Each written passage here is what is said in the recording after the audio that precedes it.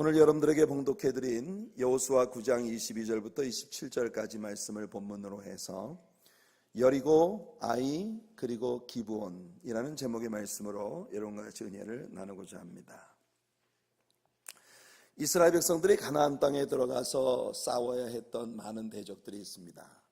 헷 족속, 히위 족속, 여부스 족속, 길가스 족속, 이 가나안 족속, 블레셋 족속, 이스라엘 사람들이 가나안 땅에 들어가서 싸우고 몰아내고 그 땅을 차지하여 12지파가 기업으로 분배받기까지 이스라엘 사람들이 대적하여 싸워야 했던 이 다양한 종류의 대적들, 굉장히 많은 적들이 있지만 그 가운데 여호수아가 가나안 땅에 들어가면서 첫 번째로 싸웠던 세 개의 대적들, 여리고와 아이성과 그리고 기브온 족속들, 바로 이 세 족속들이 우리가 크리스천으로 세상을 살아가면서 영적인 삶에서 만나는 모든 종류의 대적들을 보여주는 대표성을 가진 그런 상징들이라고 하는 것을 우리가 알아야 합니다. 우리가 승리자가 되기 위해서 우리는 우리에게 맞닥뜨려 싸우러 나오는 대적들이 누구인지를 바르게 알아야 하고, 그 대적들을 이길 수 있는 승리의 비결이 어떤 것인지를 우리가 배워야 합니다. 오늘 이 말씀을 통해서 우리 하나님의 사랑교회에 속한 모든 성도님들이 신자로서 여러분들의 삶에서 부딪혀 싸워야 하는 모든 영적인 싸움들 가운데 승리의 그리스도인들이 되어 하나님의 축복의 유업을 받아 누리는 귀한 은혜가 있기를 예수님의 이름으로 축복해 드립니다. 여리고와 아이성과 기브온, 이 세 족속들은, 여리고는 세상을, 아이성은 우리의 육체와 우리의 자아를, 그리고 기브온 족속은 마귀, 사단을 상징하는 그런 상징성을 가진 대적들입니다. 첫 번째, 여리고라고 하는 성읍은 어떤 성읍입니까?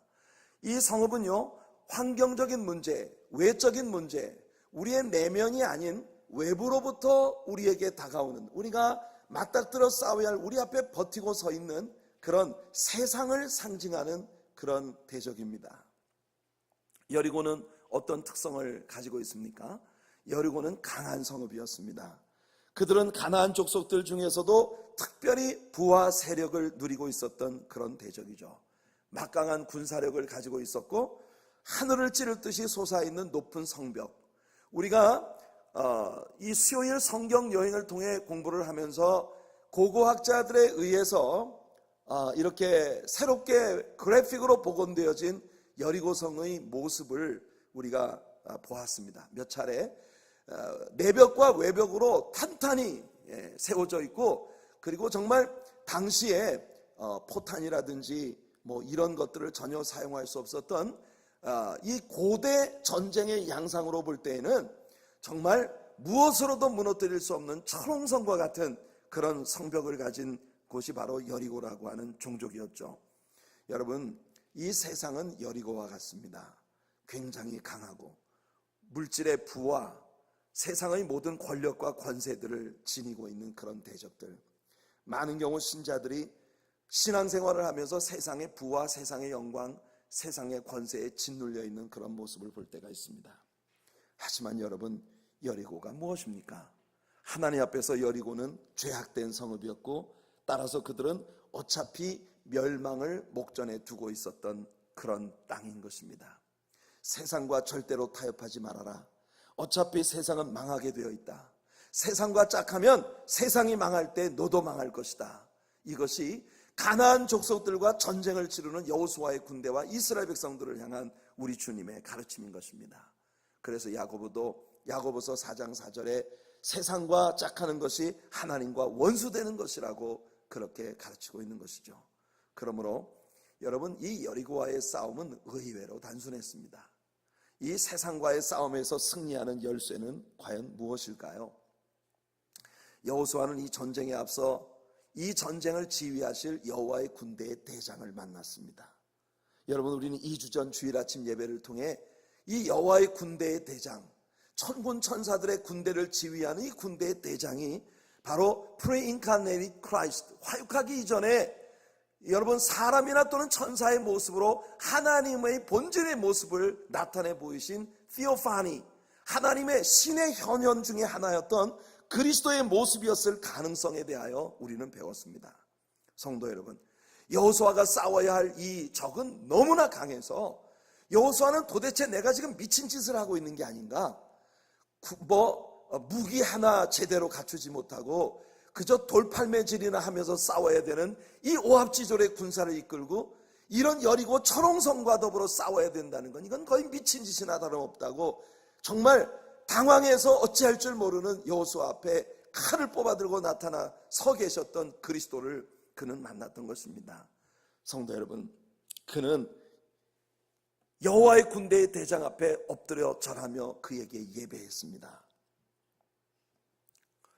그 말은 곧 이 전쟁의 대장이 되시는 주님 앞에 엎드려 주님의 명령대로 순종하겠나이다 라고 하는 고백인 거예요.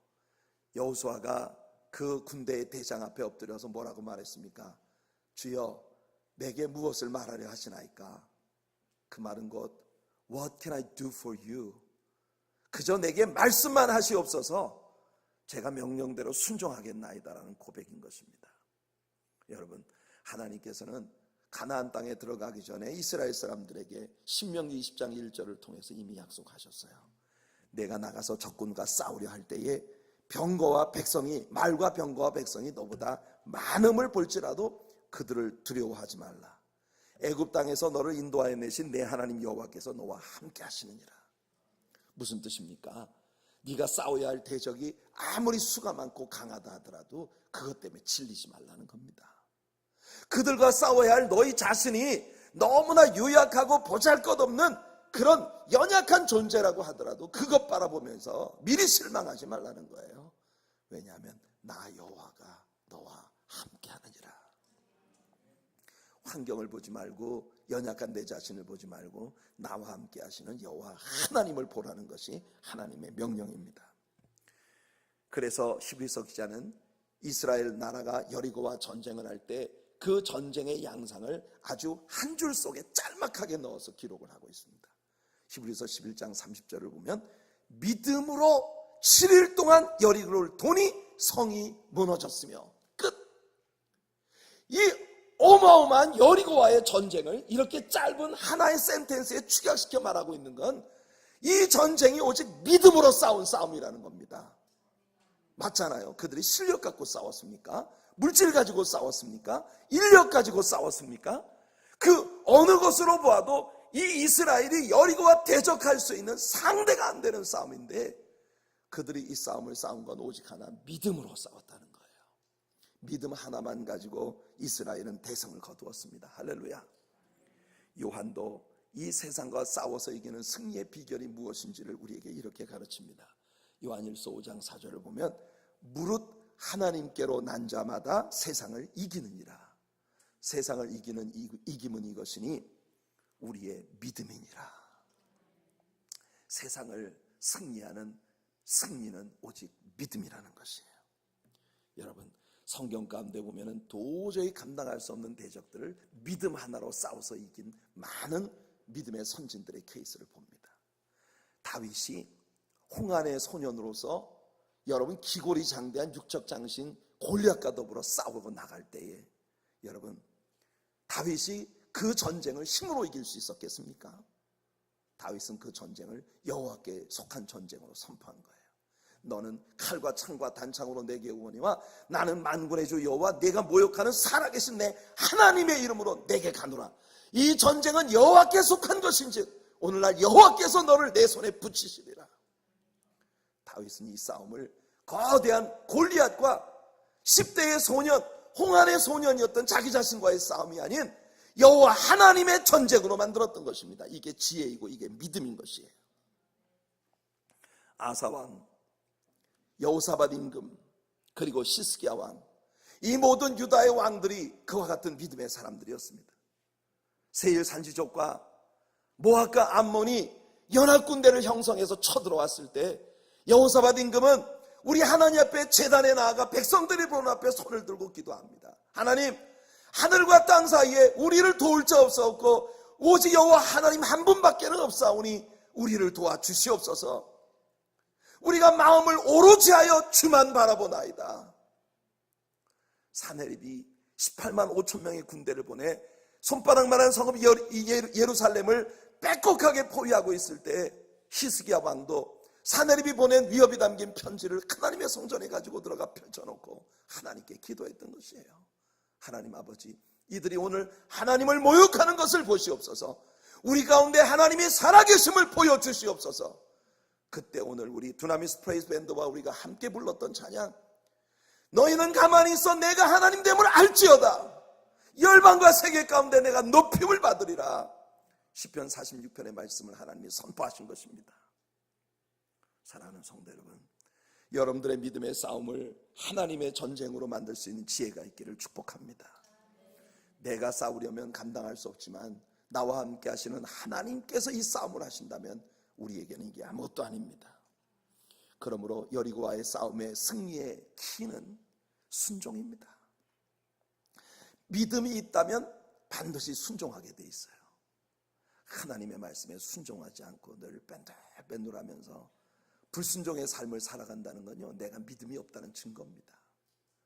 내가 다 믿음으로 사는 사람인 것처럼 그렇게 하지만 여러분, 믿음은요 언제나 순종을 통해서 증명되어지는 거예요. 여러분, 하나님께서 일을 하시겠다는데 그걸 믿지 못하기 때문에 우리가 말이 많아지는 겁니다. 익스큐즈가 많아지는 거예요. 예? 하나님이 하신다고 하는 사실을 믿는다면 우리가 할 수 있는 건 입 다물고 순종하는 길입니다. 이스라엘 백성들은 이 싸움에서 하나님 앞에 궁시렁거리면서 저마다 입이 이만큼 나와서 불평을 할 만했습니다.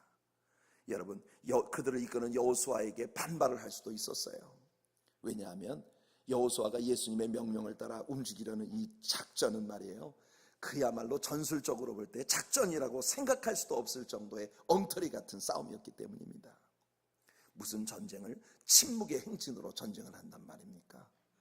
돌 하나 던지지 않고 화살 한 방 쏘지 않고 입 꼭 다물고 하나님 말씀하는 대로 여리고성을 뺑글뺑글 돌기만 하면 성이 무너진다니, 어찌 사람이 이런 것을 믿을 수가 있겠냐 말이에요. 많은 때에 교회 안에서 우리 예수님이 행하시는 일이 이와 같습니다. 아무리 계산을 해봐도 답이 안 나오는 일들을 하나님이 우리에게 요구하실 때가 있다는 거예요. 우리 교인들의 숫자로 보나, 우리가 가지고 있는 경제력으로 보나, 우리 교회의 지난 히스토리로 보나, 어떤 면에서도 우리가 싸워서 이길 것 같지 않은데 하나님께서는 우리들에게 이 엄청난 프라프리를 맡기시고 이것을 하나님의 지경을 넓히고 하나님의 문을 여러 족속들로 채우라고 하는 명령을 우리에게 주셨단 말이죠. 말이 됩니까? 답이 나옵니까? 요즘 애들 말로 견적이 안 나오는 일이에요. 그런데 하나님께서 우리들에게 이 전쟁을 시키시는 거예요. 여러분, 여리고성에 진격하라는 하나님의 명령을 따라 이스라엘이 나가는데 이 작전 명령 가운데 하나님이 이스라엘 백성들에게 요구하신 게 딱 한 가지밖에 없다는 거 아십니까? 이스라엘 백성들에게 돈 내라고 하지도 않으셨고 이스라엘 백성들에게 나와 강제 노역하라고도 하지 않았습니다. 이 성은 무너뜨리기 위해 삽 들고 나오라고 하지 않으셨어요. 여러분, 이 전쟁에서 하나님께서 이스라엘 백성들에게 요구하신 건 딱 하나입니다. 입 다물어라. 이 말씀이 오늘 여러분들에게 어떻게 부딪혀옵니까? 우리 하나님의 사랑교회가 지금 싸워나갈 영적 싸움에서 우리에게 필요한 게 전 딱 이거라고 생각합니다. 우리가 해야 할 일들을 바라보면 우리는 정말 중과부적이에요. 우리 손으로 감당할 수 없는 대적들 앞에 우리가 서 있는데 하나님은 니들이 그걸 할 수 있을 거라 말씀하시는 것입니다. 그거 믿고 우리 10년 동안 버텨온 거 아닙니까? 이 전쟁에서 하나님이 우리에게 요구하시는 건 돈 내라는 거 아니고 삽 들고 나가서 파헤치라는 거 아니고 하나님이 우리에게 지금 요구하시는 거는 입 다물고 잠잠히 하나님의 말씀에 집중하고 말씀대로만 살아가라는 거예요. 그러면 부흥도 오고 성장도 오고 하나님의 위대한 역사가 이루어지리라는 것입니다. 저마다 하고 싶은 말들이 많을 거라 생각합니다. 지난 시간 동안 있었던 일들로 억울한 것도 많을 거라 생각합니다. 그렇지만 여리고 전투에서 하나님이 이스라엘에게 명령하신 명령은 딱 하나예요. 아무도 말을 내지 말아라. 입 다물어라. 그리고 여호수아를 통해서 명령하시는 하나님의 명령에 다만 순복하기만 해라. 사도행전을 통해 우리는 초대교회 평신도 사역자들이 얼마나 위대한 믿음의 사람들이었는지를 보았습니다. 그들의 특징은 딱 한 가지로 말할 수 있어요. 순종입니다. 인간적인 탁월함이 그들을 위대하게 했습니까? 교회에 세워진 7 집사들이 그들의 인간적인 어떤 지식의 탁월함이나 물질의 탁월함이나 이런 것을 통해 하나님께 쓰임받은 어느 흔적도 성경에는 나오지 않습니다. 오직 그들은 하나님의 명령에 순종했던 것이에요. 스데반 집사는 돌에 맞아 죽어가면서도 그저 예수님께 배운 대로 했습니다. 아버지여, 내 영혼을 아버지의 손에 부탁하나이다. 그리고 저들의 죄를 저들에게 돌리지 마옵소서 하고 자니라. 이 기막힌 상황 가운데 스데반은 오직 예수님께 배운 대로 했던 거예요. 배워야 합니다. 스데반은 죽었지만 대승을 거두었습니다. 산헤드린 공회와 불신앙의 세계는 스데반 집사의 죽음을 보고 여러분 정말 기막힌 충격에 빠졌어요. 사람이 어떻게 저럴 수가 있는가? 가장 중요한 충격은요, 그에게 돌을 던지는 사람들의 증인이 되고 그들에게 가표를 던지고 이 일이 옳게 행해진 것이라고 주장하며 그들의 옷을 지키던 바울의 영혼에 입혀진 충격이었을 것입니다. 훗날 바울도 스데반 집사와 똑같이 루스드라 성에서 돌에 맞아 죽어가는 경험을 해야 했습니다. 놀라운 믿음의 열매 아니겠습니까, 여러분? 우리가 승리하려면, 세상과 싸워 이기려면 오직 하나님의 말씀에 집중하고 순종하는 삶으로 나아갈 때 우리가 상상조차도 할 수 없는 위대한 결과들이 나타나게 될 것입니다. 빌립을 보세요. 부흥의 열기가 뜨겁게 타오르던 사마리아 도성을 떠나서 아무 기대도 할 것 없는 저 가사로 내려가는 광야로 가라는 예수님 명령에 그는 잠자코 순종했어요. 빌립은 하나님께 여러 가지로 항변할 수 있었습니다. 예수님, 이게 무슨 소리입니까? 그 광야에 뭐가 있다고 광야로 가란 말입니까? 지금 하루에 200명씩 새로 예수님을 영접하는 거 안 보이십니까? 이 사마리아 성읍에 엄청난 부흥이 일어나고 있는 거 안 보이십니까? 제가 누군지 아십니까? 빌립입니다, 내가. 이런 식으로 주님께 항변할 수 있었지만 빌립은 그렇게 하지 않았어요. 주님이 쓰시겠다는데, 빌립아, 저 가사로 내려가는 광야로 가라. 빌립은 아무 말도 하지 않았습니다. 그냥 갔어요. Yes, sir.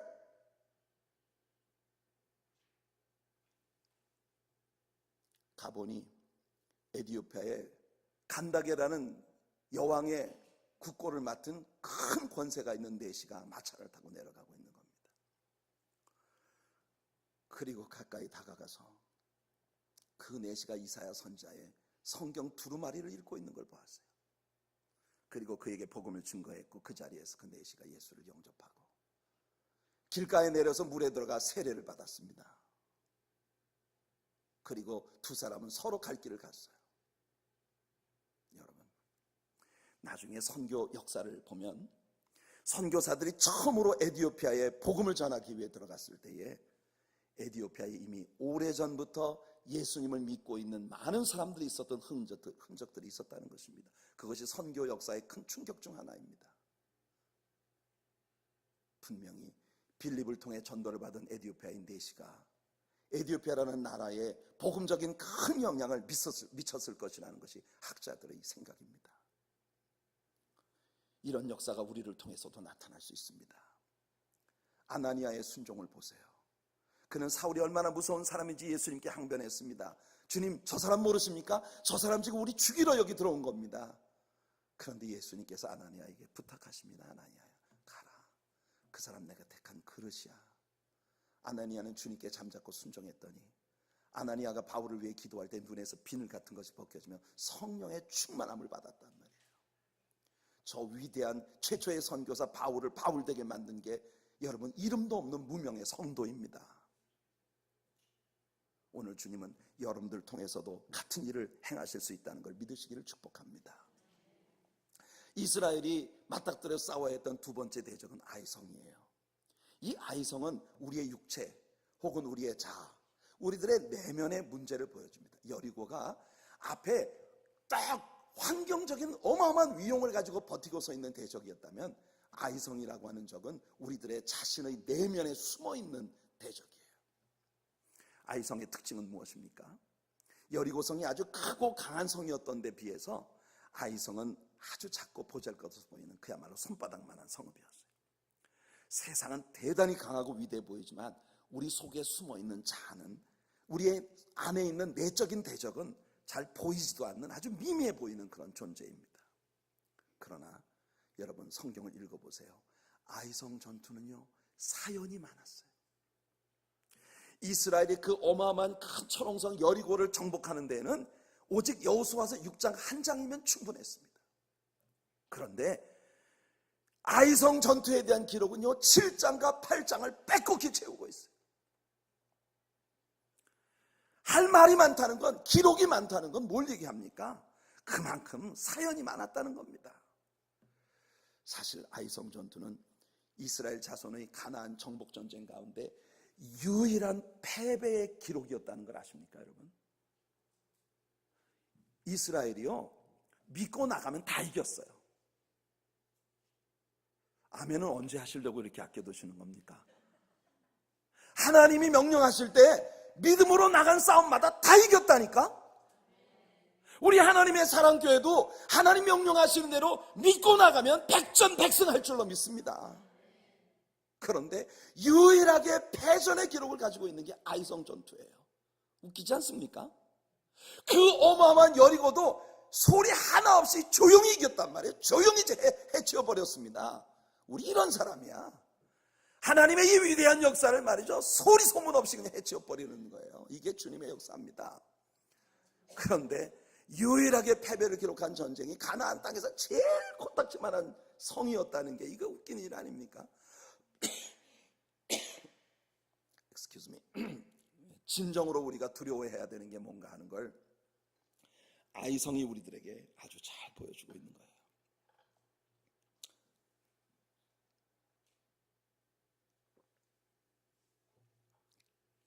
언제나 외부의 적보다 내부의 적이 무섭습니다.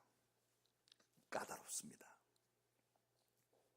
자기를 극복하는 것, 자기와의 싸움에서 승리하는 것, 그것이 우리 신자들의 영원한 승리의 관건이에요. 사람들은 언제나 외부의 적, 환경, 질병, 물질, 이런 것들의 문제에 많은 역점을 둡니다. 환경 때문에, 누구 때문에, 뭐 때문에, 무슨 상황 때문에. 우리 이런 것들을 아주 힘겨운 상대로 생각하죠. 하지만 여러분, 우리들의 내면에 숨겨져 있는 적이 아주 작지만 무섭습니다. 우리의 내면에 숨겨진 죄악, 교만, 아집, 불평과 원망, 잘못된 습관들, 우리의 내면에 숨어있는 이 자아의 문제가 외부에 버티고 서 있는 문제보다 훨씬 다루기 어렵다는 거예요. 러시아가, 여러분, 그 소련 연방이 무너진 것은 외부의 공격으로 무너진 게 아닙니다. 죄송합니다. 미국과 소련이 오랜 시간 동안 이 냉전 체제를 유지하며 온 세계적인 긴장을 가져왔지만, 소련 연방이 무너진 건 미국의 공격 때문에 무너진 거 아니에요. 소련 연방이 무너진 건 내부 공산주의 지도자들의 부패에 있었습니다. 10년 이상이나 끌던 그 지긋지긋했던 트로이 전쟁을 헬라가 승리로 이끌었던 연유가 뭔지 아십니까? 헬라 군인들이 이 트로이를 아무리 공격해도 10년 동안 싸워도 이길 수가 없었어요. 그런데 헬라 사람들이 남겨놓고 후퇴한 목마 하나가 트로이 성 안으로 끌려 들어갔는데, 바로 그 목마 속에 헬라 군인들이 있었던 것입니다. 전쟁의 승리에 도취되어 술 먹고 파티를 열고 밤늦게까지 노래하고 놀다가 피곤하게 잠들어 버린 트로이 군인들을 이 목마의 뱃속에 들었던 헬라 군인들이 나와서 다 죽여버린 거예요. 사도행전에서 그렇게 강력했던 초대교회를 가장 힘겹게 만들었던 것은 교회 외부로부터의 공격이 아니었습니다. 산헤드린의 공격, 베드로와 요한을 감옥에 가두고 채찍으로 때리고 피투성이 만들어서 위협하고 내보내는 그런 외부의 대적이 교회를 힘들게 만든 게 아니에요. 초대교회의 진정한 어려움은 교회 내부에서부터 왔습니다. 아나니아 삽비라 부부의 위선, 그리고 헬라파 과부들과 히브리파 과부들 사이의 감정적인 대립, 이런 것들이 교회를 쪼개지게 만들 수 있는 위협으로 다가왔다는 것이에요. 성도 여러분, 우리는 지혜를 얻어야 합니다. 사도행전의 초대교회는 이런 문제들을 해결하는 데 있어서 정직했습니다. 이게 중요합니다. 우리 사도행전 공부할 때 배웠던 기억 나실 거예요. 교회 안에 문제가 없는 척하는 것 가지고는 절대 해결할 수 없습니다. 아닌 척하는 것 가지고 해결할 수 없어요. 많은 경우에 교회 안에 문제가 있으면 우리는요, 없는 것처럼 쉬쉬합니다. 그냥 좋은 게 좋은 거야. 그런데 초대교회는 문제를 그렇게 다루지 않았어요. 우리에게 있는 문제가 뭔지를 정직하게 끄집어내놓고 이 문제가 어디서부터 초래됐느냐, 이 부분에 있어 사도들이 먼저 무릎 꿇었습니다. 우리가 잘못했다. 하나님의 말씀을 가르치는 일과 기도하는 일에 전무해야 할 우리가 프로그램에, 그냥 구제 프로그램에 매여서 하다 보니 은혜는 떨어지고 교회는 복잡해졌구나. 그리고 이 문제를 해결해 줄 수 있는 7명의 해결사들, 집사님들을 선택하는데 말입니다. 여러분, 초대교회는 절대 파워게임을 하려고 하지 않았다는 겁니다. 당연히 예루살렘 교회의 주도 세력은 히브리파 성도들이죠. 말해 뭐합니까? 헬라파 성도들은 다 나그네인데, 그런데 일곱 지파를 선택하는데 7명이 전원 다 헬라파 사람들입니다. 정말 지혜로운 사람들 아닙니까? 문제가 헬라파 과부들이 원망하는 데서부터 시작됐으니까 헬라파 과부들의 문제를 가장 잘 알아주고 해결해 줄 수 있는 사람이 누구겠습니까? 헬라파 사람들이지. 그래서 그들은 교회에 7 집사를 세우는데 전원 헬라파 사람들을 세운 거예요.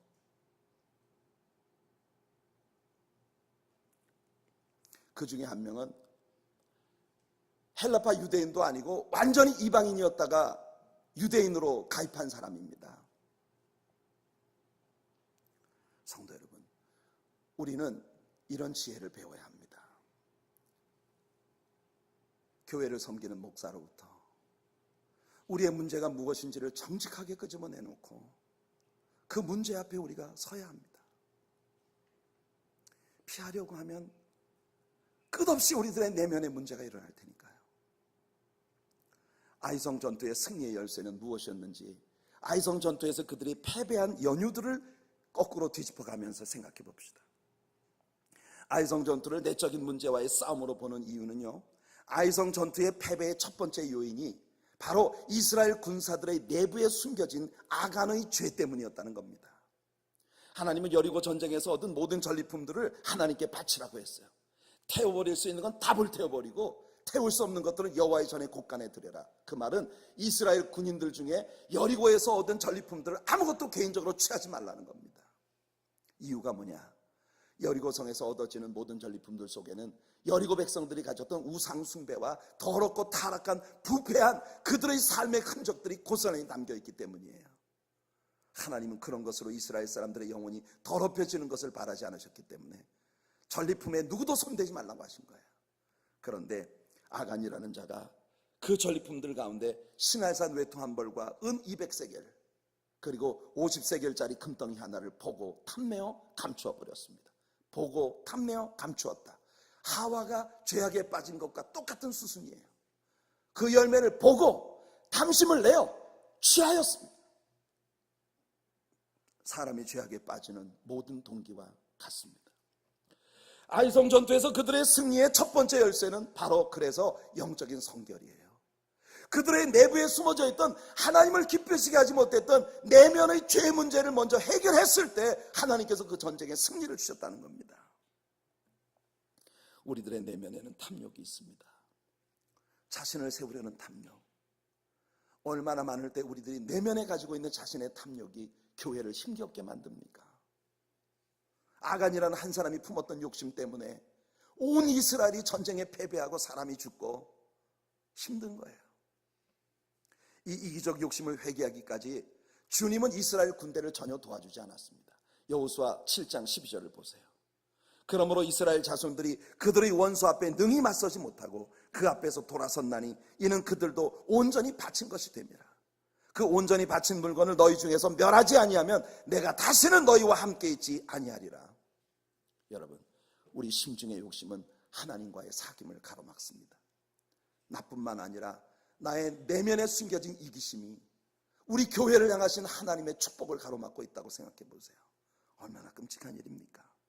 따라서 자아와의 싸움에서의 승리의 열쇠는 하나님과 단절된 사귐을 회복하기 위해 내 자아 안에 있는 모든 회개할 것들을 회개하는 데 있습니다.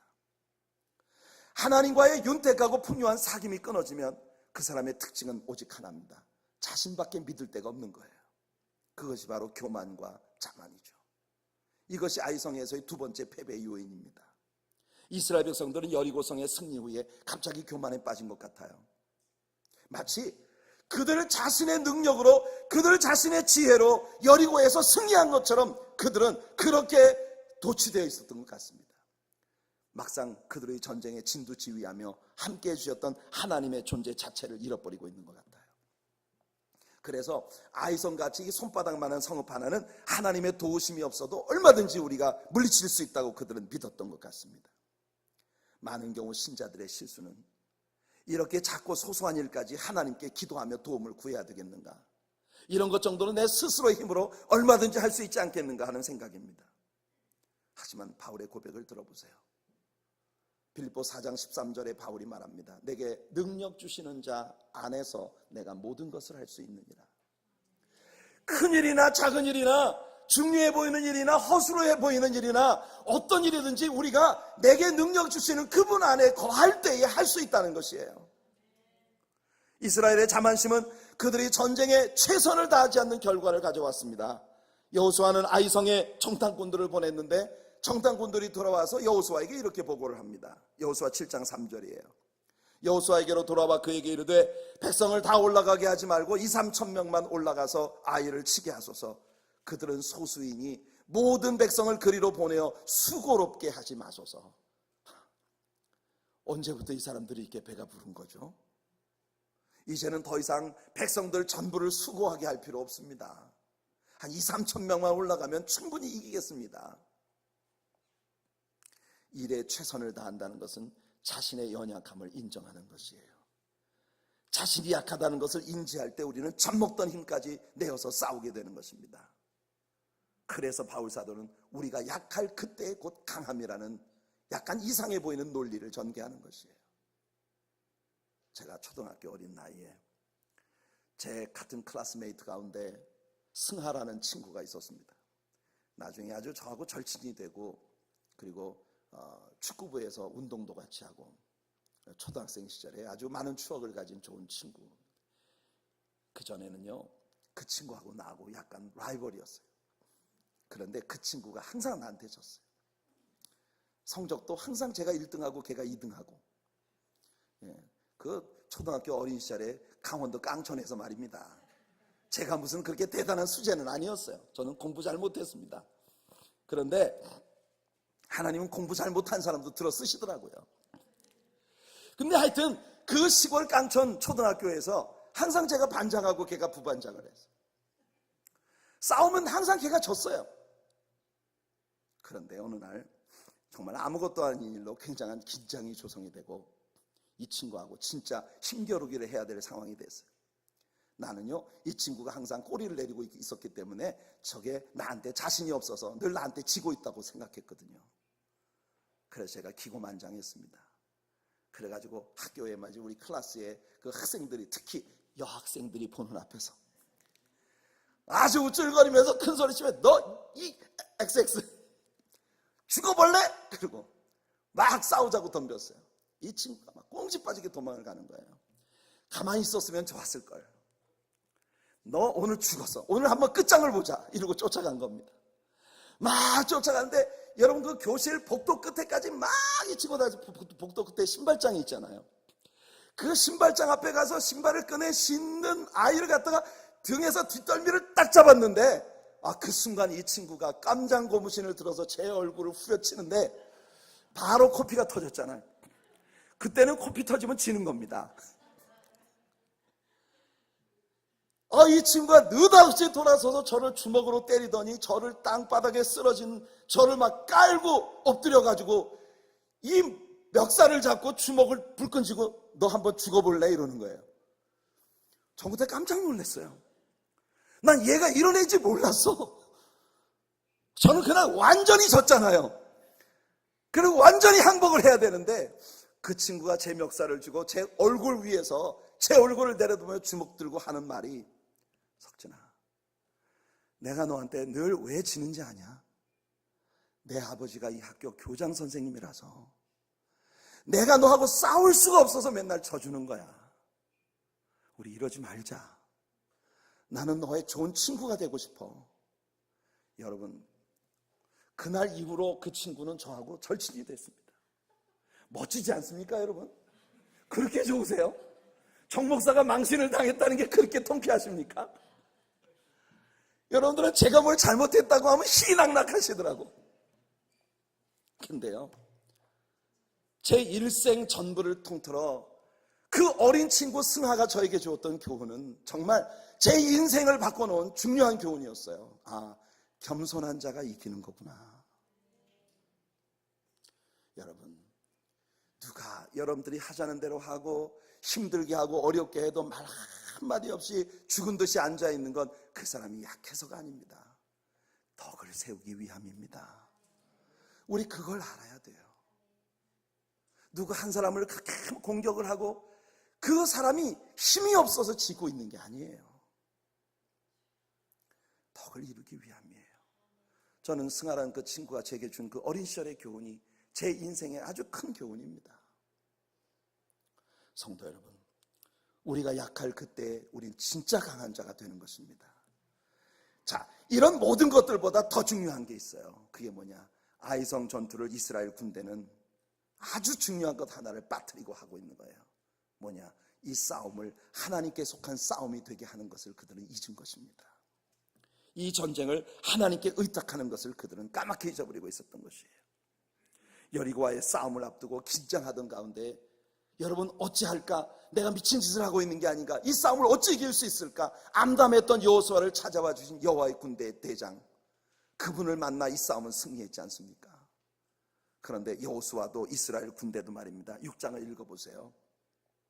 그들이 정탐꾼들의 말만 듣고 무조건 아이성을 공격하겠다고 쳐들어갔다가 진짜 정말 초전에 박살이 나서 꽁지 빠지게 도망을 쳤던 이 6장 1절부터 5절까지의 내용 가운데 여호수아나 이스라엘이나 여호와 하나님에 관한 이야기가 한 차례도 등장하지 않는다는 겁니다. 그들은 하나님께 묻지 않았어요. 묻지 않고 무조건 이건 아무것도 아니니 우리 힘으로 할 수 있어, 그러고 싸웠던 겁니다. 결국 크게 패전을 경험하고 하나님 앞에 돌아와 엉엉 울면서 비로소 하나님 앞에 기도를 시작한 7절 올 때까지 그들은 하나님께 아무것도 묻지 않았어요. 여러분, 이거 순서가 완전히 뒤바뀐 것 아닙니까? 기도는 우리가 우리 할 것 모든 걸 다 해보고 실패했을 때 비로소 선택하는 세컨드 초이스가 아닙니다. 기도는요, 모든 일을 시작하기 전 우리가 첫 번째로 선택해야 할 first choice예요. 우리 교회는 기도하는 교회가 되어야 합니다. 교회가 교회되기 위하여, 예배가 예배되기 위하여, 우리가 하나님의 사람들로서 사명 감당하는 사람이 되기 위해 기도는 언제나 우리들의 첫 번째 선택이기를 바랍니다. 하나님의 교회가 승리하려면 우리 교회는 기도하는 교회가 되어야 합니다. 새벽 제단마다 넘치는 교회가 되어야 합니다. 저는 이 교회의 일을 맡은 지도자들이 새벽 제단부터 나와서 다 함께 엎드릴 수 있는 교회가 되었으면 좋겠습니다. 바쁜 일도 많겠고 우선순위를 차지하는 많은 일들이 있겠지만, 몸이 피곤한 것도 있겠지만 우리들에게 기도보다 더 급한 우선순위는 없는 것이기 때문에 여러분, 우리 교회 모든 지도자들이 새벽 제단마다 주님 앞에 나와 엎드리는 우리 교회 되기를 간절히 소원합니다. 우리 교회 모든 성도들이 일을 하자고 하면, 하나님의 뜻을 이루고자 하면, 진정으로 우리 하나님의 사랑교회가 하나님의 일을 이루는 교회가 되기를 원한다면 우리들 모두가 새벽 제단에 엎드리는 교회가 되기를 간절히 소원합니다. 마지막 세 번째, 이스라엘의 대적은 기브온이었습니다. 여리고가 세상을 상징했고 아이성이 육체와 내면의 문제를 상징했다면 기브온은 사탄, 마귀를 상징하는 존재입니다. 기브온의 특성은 어떤 것입니까? 이스라엘이 먼저 여리고와 아이성을 정복하자 가나안의 여러 부족 국가들이 뜨거워했습니다. 그들이 요단강을 건너오는데 꽤 오랜 시간이 걸릴 거라고 안일하게 생각을 하고 있었던 그들이 하루아침에 갑자기 요단강을 건넌 이스라엘 사람들 때문에 깜짝 놀랐는데, 웬걸 그 가나안 성읍 중에 가장 초롱성이었던 여리고가 와르르 무너져 내리고 아이성까지 정복을 당하자 드디어 이 가나안 족속들은요 뜨거워한 겁니다. 그래서 그들은요 모여서 연합군을 형성하고 이스라엘과 싸울 준비를 합니다. 여기 여호수아 9장 1절과 2절을 보시면, 이일 후에 요단 서쪽 산지와 평지와 레바논 앞 대해 연안에 있는 헷사람과 아모리 사람과 가나안 사람과 브릿 사람과 히위 사람과 여부수 사람의 모든 왕들이 이 일을 듣고 모여서 일심으로 여호수아와 이스라엘에 맞서서 싸우려 하더라. 그런데요, 이들의 연합에 동참하지 않은 종족이 있었어요. 그게 바로 기브온 족속입니다. 사실 여리고 아이 그 다음 이스라엘의 목표는 기브온이었어요. 여러분, 여호수아의 군대가 이끄는 가나안 정복 전쟁은 굉장히 전략적인 싸움이었습니다. 먼저 여리고 아이를 비롯해서 가나안의 중부지방의 허리를 잘라놓고 그 다음에 남부를 공격하고 그 다음에 북쪽으로 올라가 가나안 헤이솔까지 완전히 정복을 해버렸어요. 상당히 스트래티직한 싸움을 그들은 싸운 거예요. 여러분, 하나님의 일이 때로는요 답이 안 나오는, 견적이 안 나오는 일처럼 보이지만 사실 우리 예수님은 굉장히 계산적인 분이시고 상당히 전략적인 분이세요. 우리 주님을 믿는 게 좋습니다. 아멘. 그래서 여러분, 이 전략적인 싸움에 그 다음 목표는 바로 기브온 족속이었는데, 기브온 족속들이 딱 보니까 답이 나오는 거예요. 이스라엘 무섭다. 절대로 만만히 봐서는 안 된다. 왜냐하면 이스라엘의 배후에는 살아계신 하나님이 계시기 때문이다. 그래서 기브온 족속은 꾀를 낸 겁니다. 야, 니네 연합군대 형성하고 뭐 해? 말도 안 돼. 이스라엘 군대 앞에 우리는 못 져. 이스라엘한테 이 땅을 이미 하나님이 주기로 작정하셨어. 그래서 기브온 족속들이 낸 꾀가 뭡니까? 기브온 족속은 이스라엘과 화친을 맺기로 결정을 한 것입니다. 간교하죠. 사탄은요 언제나 양면성을 가지고 우리에게 다가옵니다. 다니엘에게 굶주린 사자처럼 탈을 쓰고 왔던 사단은 하와에게는 간교한 뱀의 모습을 가지고 미끄러지듯이 다가왔어요. 블레셋 사람들을 무력으로서 도저히 감당할 수 없었던 삼손. 여러분, 블레셋 사람들이 무력으로는 도저히 이길 수 없었던 그 삼손을 무너뜨리는데 블레셋 사람들은 간교한 들릴라라고 하는 블레셋 여자를 사용했습니다. 삼손의 눈이 뽑혀버렸어요. 예수님께도 사단은 이중적인 얼굴로 다가왔습니다. 금식 후에 다양한 거짓말로 사단은 예수님을 미혹하여 타협하려 했습니다.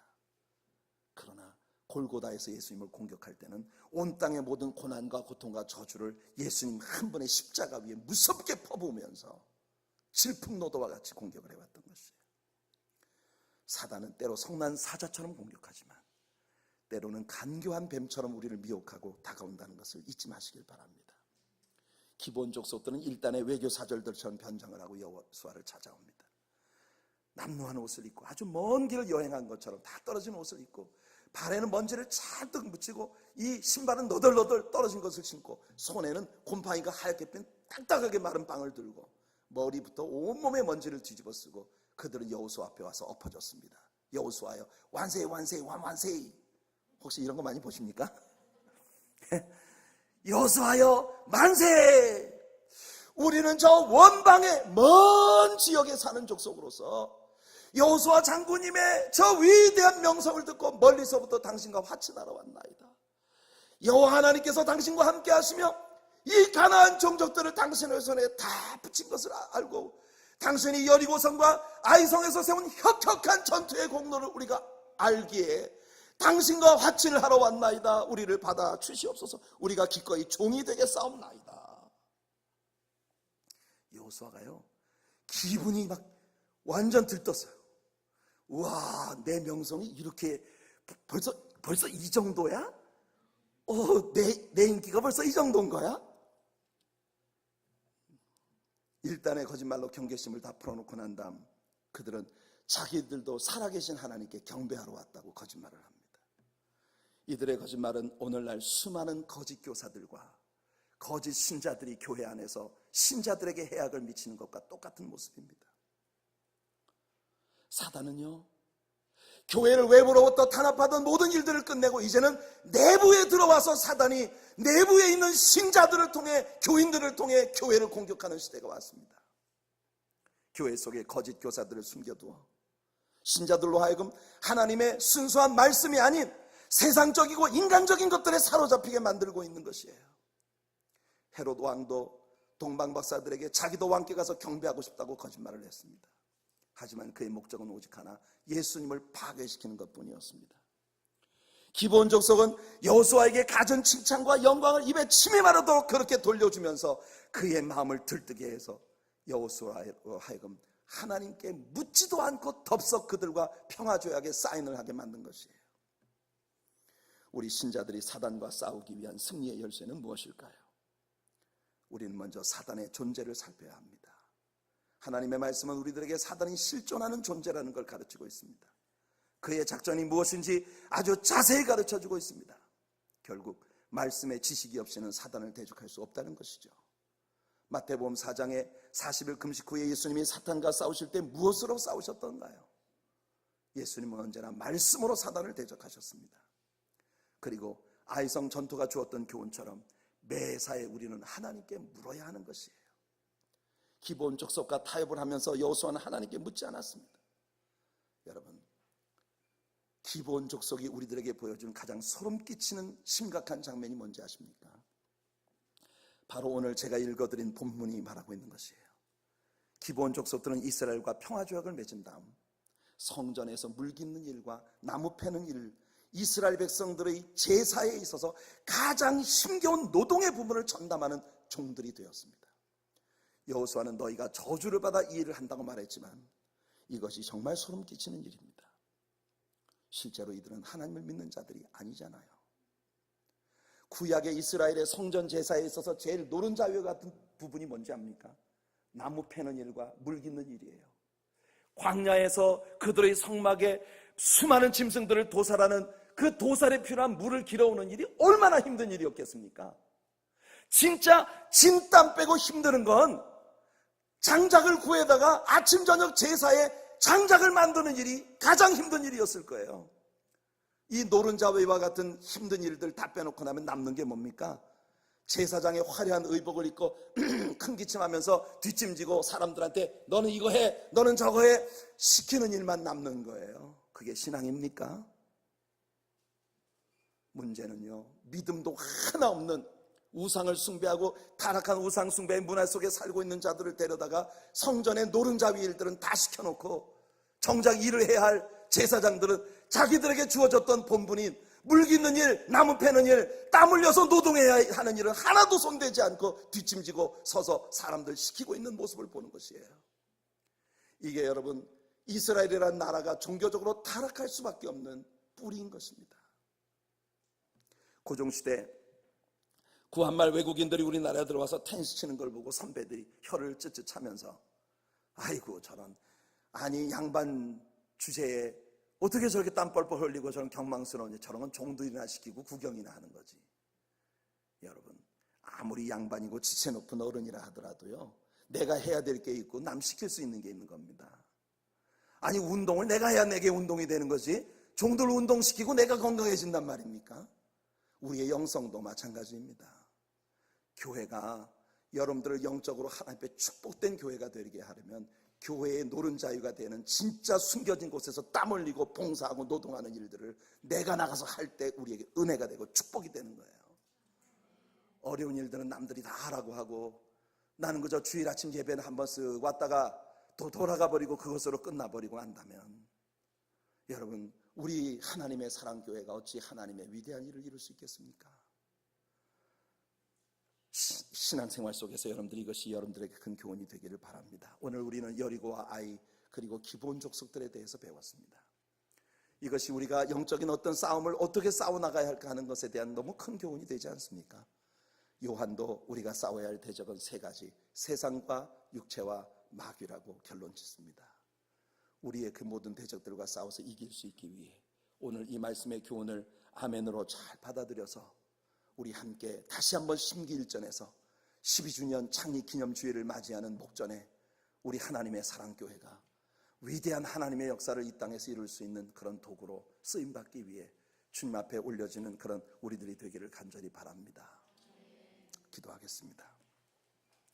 거룩하신 하나님 아버지, 우리가 하나님의 아름다운 교회로 그리고 또 예수님을 믿는 신자들로 세상과 싸워나갈 때 우리 앞에 있는 대적들이 무엇인지 분명합니다.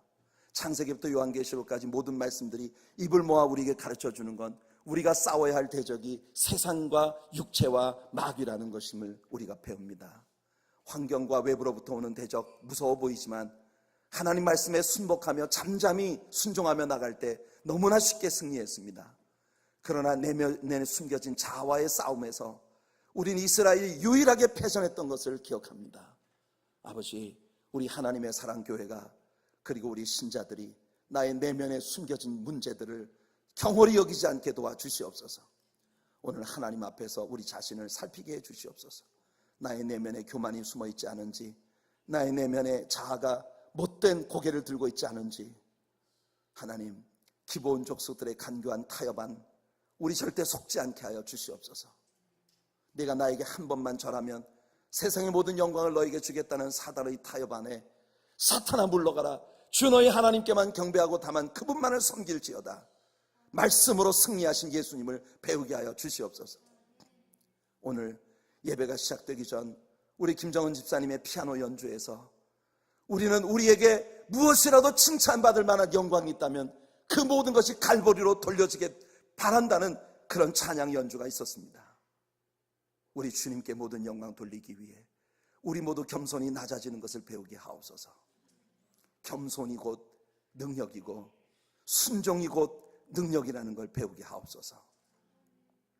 오늘 믿음의 승리를 반드시 얻을 수 있는 우리 하나님의 사랑교회와 모든 성도님들 되도록 축복하시길 소원하옵고, 정성껏 준비한 귀한 예물 주님께 올려드립니다. 기쁘게 연락하시고 하나님 넘치는 복으로 채워주시옵소서. 예수님의 이름으로 간절히 기도하옵나이다. 아멘. 주보의 11페이지에 나와 있는 찬양 우리 함께 하면서 정성껏 준비하신 11조와 헌물들로 하나님을 예배하겠습니다.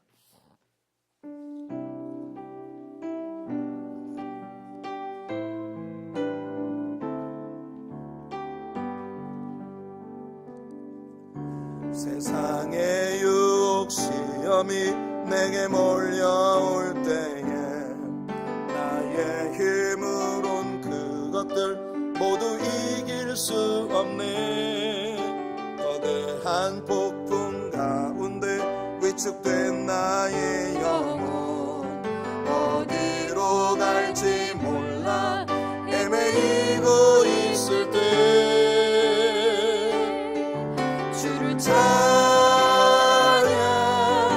손을 들고 찬양.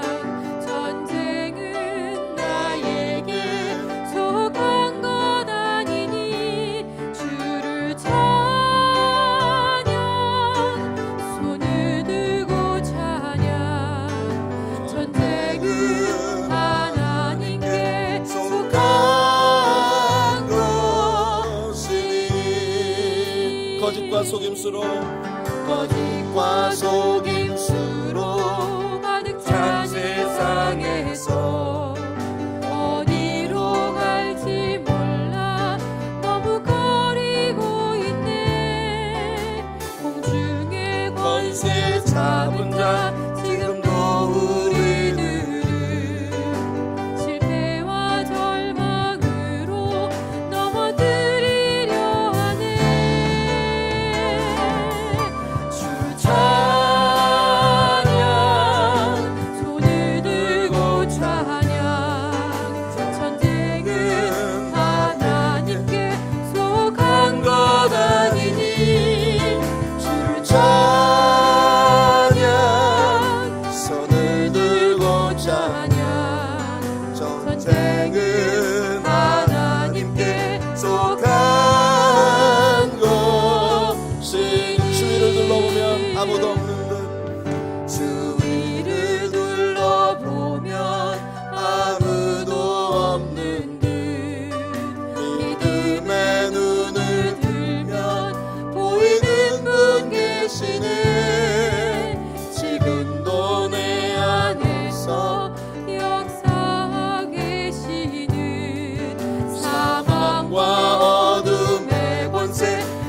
대신 예수님. 주를 찬양, 손을 들고 찬양. 전쟁은 하나님께 속한 것 아니니. 주를 찬양, 손을 들고 찬양. 전쟁은 하나님께 속한 것. 주를 찬양, 손을 들고 찬양.